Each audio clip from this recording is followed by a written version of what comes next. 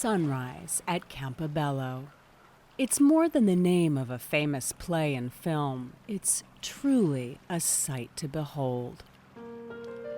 No wonder Franklin and Eleanor Roosevelt called Campobello his beloved island.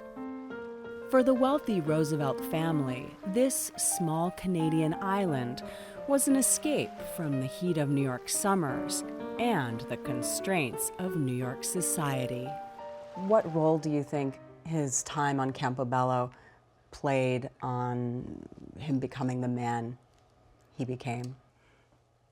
My sense is that probably more than any place, he could be himself on Campobello Island. He was treated by the islanders as just a regular individual, and I think it brought him closer to recognizing that, you know, we're all the same. Christopher Roosevelt is Franklin and Eleanor's grandson and vice chairman of Roosevelt Campobello International Park. Spread across the 3,000 acres of the family's former estate, the park is jointly funded and managed by the United States and Canada. The park is, we believe, the only true international park in the world. The Roosevelts' 34-room cottage still looks as if the family had just stepped out for a quick swim. Franklin's ashtray is at the ready, and Eleanor's megaphone is there on the porch. Do you want me to call to Franklin? I do. I will do that then. Franklin!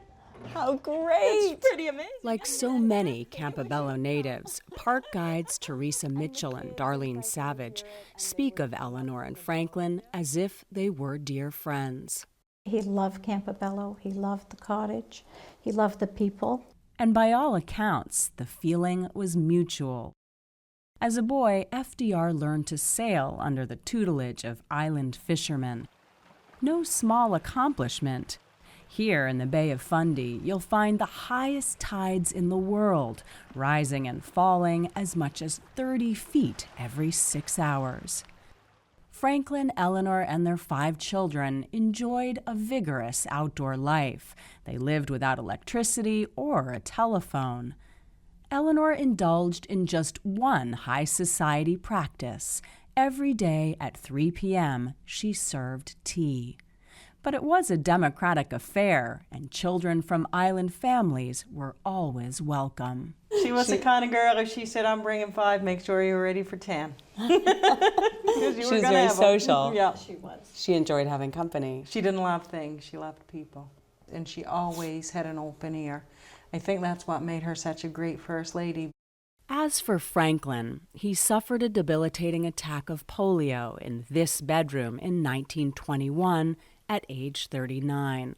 Let me assert my firm belief that the only thing we have to fear is fear itself. There are many theories as to how he persevered and found the strength to lead the United States through the Great Depression and on to victory in the Second World War.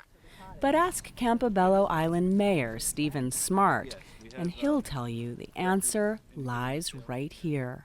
He hadn't been sedentary. He'd been outside. He'd been enjoying the world, and not always from a steamer window, right? Out in it.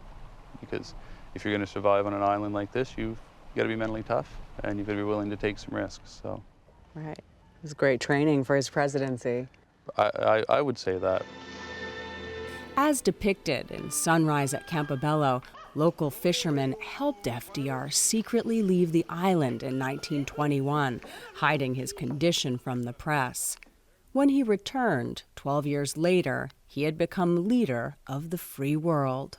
I think he had such a love for the island and the people on the island that he just had to go back there. It was kind of a place where he became rejuvenated. He became fed and nourished by those relationships. And I think that's why he kept going back to Campobello.